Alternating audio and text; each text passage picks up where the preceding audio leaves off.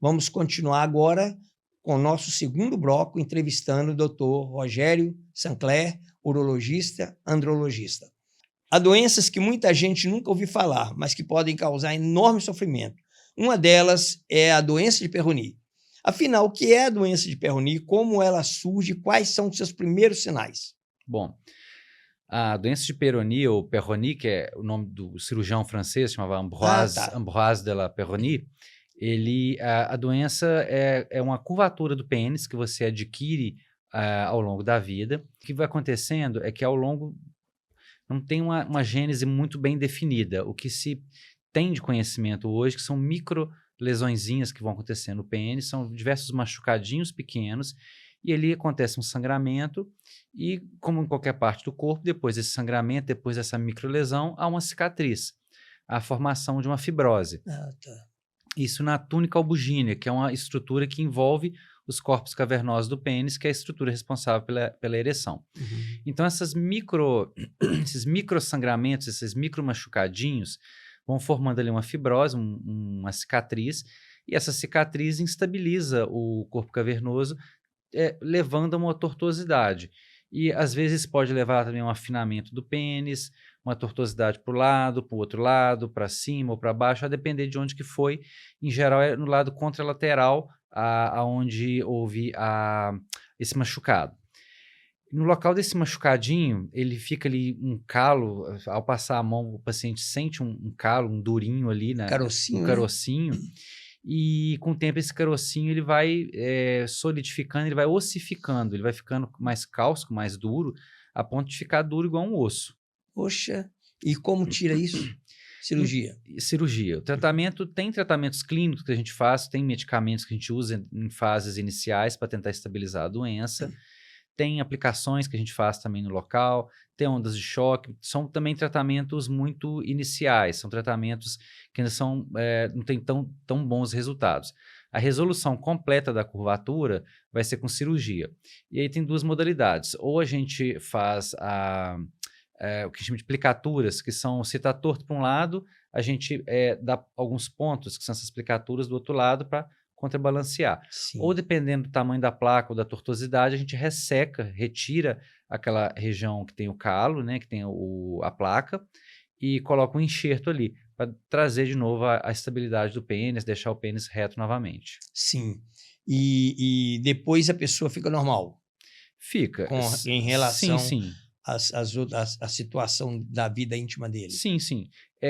Não é uma cirurgia simples. Então, muitas pessoas que têm Peyronie, antes da gente indicar a cirurgia, a gente tem que alinhar com eles sobre a cirurgia, porque não é uma cirurgia simples. Às vezes você tem que mexer muito nos nervos do pênis. Então, é uma cirurgia que tem alguns riscos. O primeiro risco, que é sempre muito temido e quase sempre acontece, que é o encurtamento do pênis. Porque quando a gente está aplicando, está dando esses pontinhos para estabilizar, ou às vezes colocando um enxerto, então há uma redução do tamanho do pênis. E o próprio Peyronie faz isso. Enquanto ele está tendo aquela cicatrização ali, ele vai retraindo a estrutura do pênis e ele chega a diminuir de tamanho por causa do Peyronie. Então essa é uma eventualidade que acontece quase sempre na cirurgia. Tem risco também da potência piorar muito ou até acabar, e risco da sensibilidade do pênis também diminuir ou acabar. Então, tem que avaliar muito bem se a cirurgia faz sentido para a pessoa. Sim. A gente indica cirurgia geralmente quando ele não consegue penetrar, porque o pênis está muito torto, a ponto de ele não conseguir penetração, ou quando aquilo está trazendo dor para ele durante a relação sexual. Curvaturas leves, a minha conduta e minha orientação é não operar. A gente tenta evitar ao máximo a cirurgia se a curvatura ela não for importante e não impacta na vida sexual dessa pessoa. Sim. E além do Peyronie, tem o que a gente chama de pênis curvo congênito, que é o menininho que já nasce com pênis torto. Ah, tá. Ele, em vez de ele adquirir isso ao longo da vida, por microtraumas, né? Esse microtrauma geralmente acontece quando às vezes o homem está com o pênis um pouco mole e tenta penetrar, ele vai machucando o pênis. Então, são esses machucadinhos que vão acontecer. O menino que já nasce com o pênis curvo congênito, Isso acontece durante a formação dele na barriga da mãe, é por uma deficiência androgênica da mãe. Então, são coisas diferentes, mas que os tratamentos finais vão ser parecidos. E para a criança pode ser mais vantajoso, porque está novinha, consertar para o futuro? A gente não opera quando é criança, a gente opera já na vida, já opera na vida adulta, e da mesma forma. A menos que essa curvatura seja importante para esse menino, que atrapalhe penetração, traga dor. Se não trouxer nenhum transtorno para ele, a sugestão é não operar. Sim. E esse Peyronie, por exemplo, a gente falando do Peyronie, essa doença, ela às vezes chega a esse ponto, igual você falou, até mesmo de trazer uma impotência, uma coisa assim, porque no passado também, da mesma forma, essa pessoa não vigiou, ela poderia ter evitado isso, é perceptível, dá para tocar e saber que está com algum problema? Quando a curvatura começa a surgir, às vezes o paciente reluta um pouco em procurar. Óbvio que tudo que a gente começa no início é mais fácil de tratar. Sim. Então, se ele tivesse procurado no início, a gente conseguiria talvez um tratamento melhor para ele. A gente tentaria, às vezes, remédio, aplicações, uso de extensor peniano. A gente pensaria em outro tratamento para ele em vez da cirurgia. Sim. Tem alguma possibilidade dele esconder isso da parceira?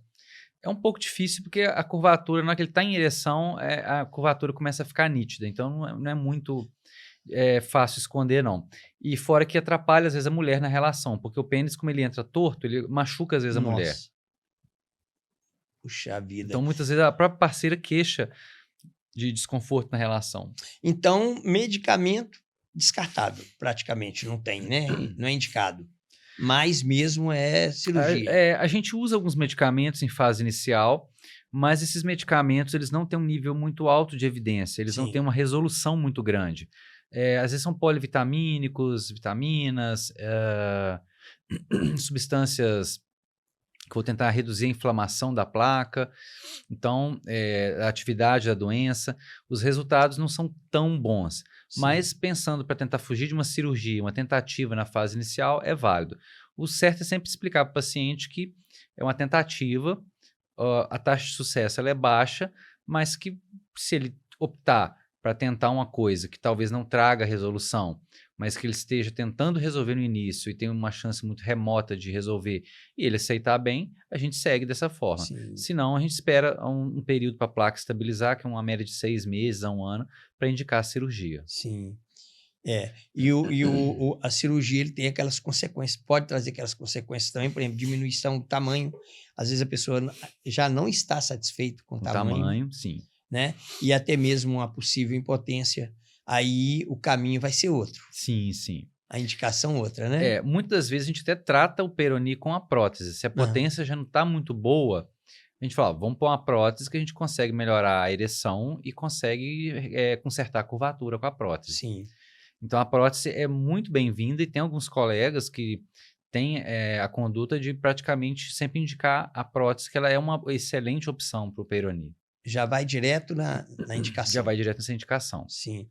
É bem conversar com o paciente, ver o que ele quer, explicar o que é a cirurgia de prótese, a cirurgia Peyronie, os tratamentos iniciais que podem ser feitos, as tentativas que podem ser feitas. Sim. Então, ele ter consciência do que ele está entrando. Sim. Doutor, um outro caso seríssimo, pelo menos é o que eu tenho de informação, é o priapismo. Né?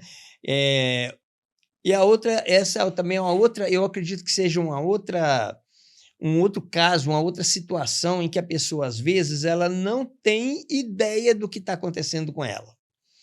E pelo o que eu estudei, pude dar uma olhada, inclusive eu estive lá naquele encontro lá de urologia, até assisti também uma apresentação de uma autoridade falando desse assunto. Em pouquíssimo tempo pode ser irreversível o caso. Sim, não é verdade? Né? O que é exatamente o priapismo e por que ele é considerado uma urgência médica? Falo e pergunto isso porque muita gente não sabe disso e pode ter um problema desse e vai sofrer depois, passar situações amargas.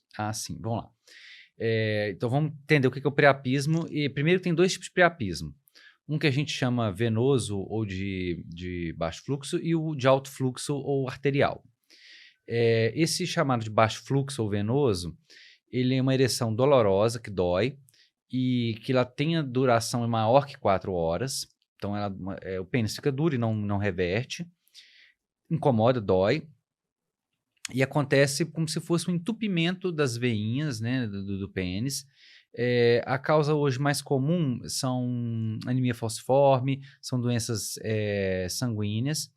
E também tem outras causas, como às vezes picada de inseto, uso de drogas vasoativas, injeção no pênis. Pode causar.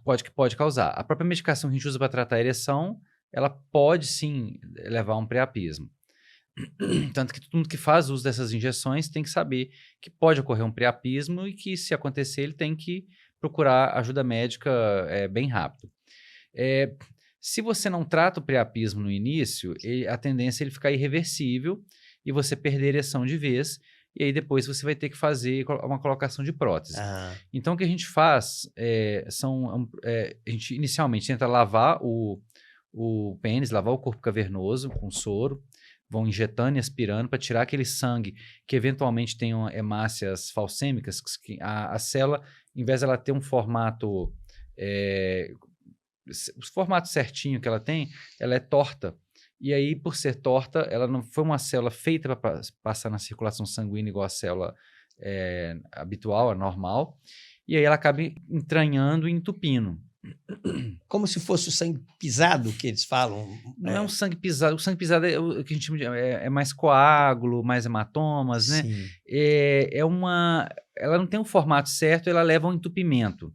Seria como num cano a gente colocar uma estrutura um pouco mais sólida que acaba entupindo um cano. Uhum. E aí, esses entupimentos, o sangue não está circulando no pênis e aí acaba ficando aprisionado e fazendo essa ereção dolorosa e duradoura, né? Sim. Então, a gente tenta primeiro lavar o pênis, depois utilizar drogas vasoativas para poder reverter essa ereção.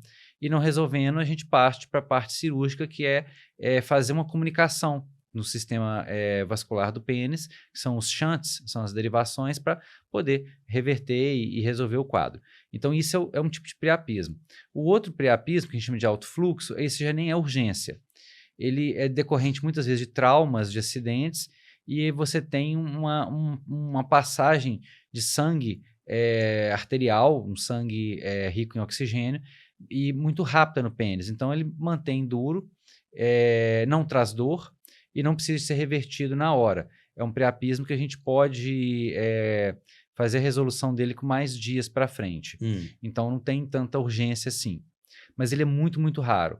A gente vê isso, às vezes, quando é algum acidente de carro ou queda da própria altura, porque teve um rompimento dos vasos e está indo mais sangue do que deveria ir para o pênis. Sim. E a pessoa depois ela pode ter uma vida ativa, a vida íntima, sexual ativa? Tratado, sim. A gente tem que ver a causa, né? Vamos Sim. dizer que anemia falciforme, que é uma causa muito frequente. Ele tem que tratar a anemia falciforme. Ele tem que ter um hematologista, fazer um acompanhamento, eventualmente fazer todos os tratamentos que são propostos para anemia falciforme. E sim, ele teria uma vida normal. Se por acaso a gente chegou a colocar uma prótese, ele vai ter uma vida normal com a prótese. Aí é diferente. Mas pode repetir também? Pode, inclusive é muito comum. Tem um quadro de priapismo, aquilo continua sem tratamento, a gente resolve o priapismo ali na hora, vai para casa e volta alguns dias depois com outro episódio de priapismo. Para a pessoa passar por uma situação dessa, deve ter uma causa, uma situação que leva a pessoa a ter esse priapismo. Porque a gente pode falar, talvez, desconfiar ou de drogas ou até mesmo daquela injeção que pode causar na pessoa o priapismo, mas a pessoa, digamos assim, uma pessoa normal, que de repente aparece o priapismo, deve ter algum motivo orgânico, digamos assim? Geralmente são essas doenças sanguíneas. Né? E como não é uma situação que a pessoa costuma mentir quando ele utiliza alguma droga, como cocaína. Isso pode levar também? Pode também levar. Então, tem algumas medicações que podem também levar a priapismo. Então, quando ele chega com priapismo no pronto-socorro, em geral eles falam, eu tomei tal remédio, eu tomo isso, eu tomo aquilo e tudo. A gente pode, às vezes, aspirar o sangue do pênis para poder estudar e tentar achar parte da origem, sabendo se é um sangue rico ou pobre em oxigênio, fazer uma gasometria do corpo cavernoso. para tentar facilitar o diagnóstico para a gente, né? Sim. Normalmente, eu acredito que quando a pessoa desavisada, que ela não tem ideia do que está acontecendo com ela, e ela vai esperando um dia, 2 dias, 3 dias, chega uma hora que realmente ele vai parar no pronto-socorro, se não tiver dores horríveis antes, né? Vai parar às vezes no pronto-socorro. Imagino que o caso deve ser até de urgência mesmo, eles devem dar até uma prioridade para a pessoa. Tem uma prioridade, Mas também tem um detalhe. Essa pessoa, ela pode receber uma notícia lá mesmo até no pronto-socorro. Olha, o seu caso, pelo que você nos trouxe aqui, que a gente constatou que é o priapismo, pela história que você me contou, que já tem 5 dias, por exemplo, o seu caso tudo indica que vai ser uma prótese peniana. Olha, até o priapismo, o baixo fluxo neovenoso, ele é muito doloroso, então a pessoa não demora muito a procurar ajuda. Não aguenta. Não aguenta. O que acontece às vezes é que nem todo mundo tem acesso à saúde muito fácil e acaba tendo que recorrer à via pública. Então, ele às vezes vai numa unidade de pronto atendimento, numa UPA, e existe uma demora até ele chegar num hospital para ele ter uma resolução disso. Então, nessa demora, a gente perde uma boa chance de tratar ele no início. E muitas das vezes, sim, a gente já fala com ele quando vai operar, ó, tem chance de você ter que colocar uma prótese. E aí a pessoa, às vezes, entra em desespero. Entra, mas é tão desconfortável e doloroso que ele tá meio que aceitando quase qualquer coisa para ficar livre daquela ereção. Porque é uma dor muito forte no pênis. Então, ele acaba aceitando numa boa, independente de ser uma notícia um pouco ruim. Né? É a solução que a gente tem. Doutor, no outro podcast que nós fizemos, eu andei recebendo alguns WhatsApp de pessoas me fazendo algumas perguntas e eu respondi o seguinte: eu não sou médico, né? Eu apenas entrevistei o doutor Rogério, mas eu separei só 2 aqui, porque nós falamos tudo aquele dia sobre prótese, que a pessoa fez o seguinte: o índice de satisfação costuma ser alto? Você falou que sim, né? Sim. Existe perda de sensibilidade? O orgasmo permanece? Ele permanece. O que algumas pessoas, às vezes, começam a ter relação com a prótese, independente se é semi-rígida ou inflável, óbvio que nunca nada é igual ao que Deus criou. Lógico. Mas a gente consegue imitar bem. Então, demanda você aprender como é que vai ser a vida com a prótese. Então, tentar relação e tudo. Relatos dos pacientes é que não muda, é satisfatório, resolve a vida deles. Então, e todos os estudos mostram isso pra gente. Sim. Que é mantido sensibilidade, o orgasmo, a ejaculação, quando removeu a próstata, óbvio. Mas tem a sensação de prazer igual, não é algo que é ruim, não. Então, como que nós poderíamos chamar uma pessoa que retirou a próstata no orgasmo? Como é que nós poderíamos chamar esse orgasmo? Porque tem o orgasmo que é através do sêmen. E esse daí? É o seco? É o gozo seco. Ele tem o orgasmo normal, a sensação toda, e ele não ejacula, mas ele tem todas as sensações, só a diferença é que ele não vai, né, ter a ejaculação. E tem escape de urina, no caso? Se ele for incontinente, pode acontecer de perder umas gotinhas, né? Se ele já for uma pessoa incontinente. Nada também, mesmo se essa incontinência, eu não sei se tem esse termo. Se ela for muito grave, uma incontinência muito importante, ele vai ter uma perda maior. Maior. Mas ele não deixa de ter prazer, né? Não. E até porque o orgasmo, ele é muito mais psicológico, ele é mais psíquico, ele está muito mais na cabeça. Tá aqui, né? Ele está totalmente aqui, não é na genitália lá embaixo. Sim, entendi. Idade. Tem uma idade, porque o seguinte, você falou ainda há pouco a respeito de internet e televisão, né? A gente liga a televisão de manhã, aí as propagandas como soltam. Você está perdendo prazer, não sei o quê, já não está dando conta, tal.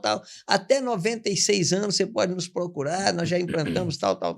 Tem essa questão da barreira da idade ou não? Também o idoso. Nós vamos falar assim, a idade, você vira para mim e fala assim, não tem idade, mas e se o idoso tiver patologias, essas coisas todas, também pode ter uma vida ativa com a prótese? Pode, ele tendo boa saúde, a cirurgia, se for tratar com remédio, os inibidores de 5-fosfatiesterase, os comprimidinhos, A única restrição que a gente tem é a associação com nitrato. Então, a gente orienta bem o paciente na busca de medicamentos e da vida dele, a gente tenta ver se ele não tem nenhuma contraindicação, ele pode usar em qualquer idade, não tem limitação nenhuma, não. Aí nós estamos falando de medicamentos, né? Medicamento. E Agora, a para prótese? prótese, Qualquer idade? qualquer idade. Ele tendo um risco cirúrgico que permita, então a gente primeiro faz o risco cirúrgico, Sim. vamos ver se o anestesista e o cardiologista consideram ele apto para cirurgia, ele pode fazer cirurgia sem problema nenhum. Sim. E aí, óbvio, ele vai fazer o sexo no ritmo dele, né? No priapismo, nós estávamos falando, e parece que na Peyronie também, não, acho que é Peyronie, a doença de Peyronie, né? Peyronie, Uhum. tem perda do tamanho. Uhum. Priapismo também tem? No priapismo, não. Não, né? Não. Agora, e na retirada de próstata, também tem? Pode haver uma redução por alguns motivos. Uhum.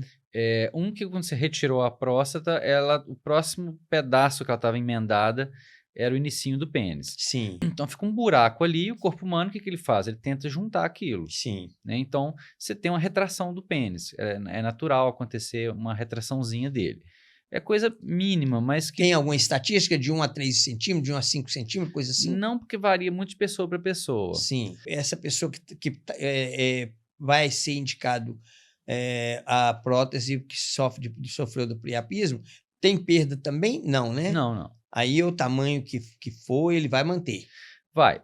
O Uhum. que sempre a gente orienta também é o seguinte: a prótese ela não serve para recuperar tamanho. Sim, Ela serve para recuperar potência sexual. sim. No caso de uma prótese maleável, a gente coloca o maior tamanho que cabe dentro do corpo cavernoso. A gente mede tudo e escolhe a prótese e monta ela do tamanho certo. A inflável, a mesma coisa.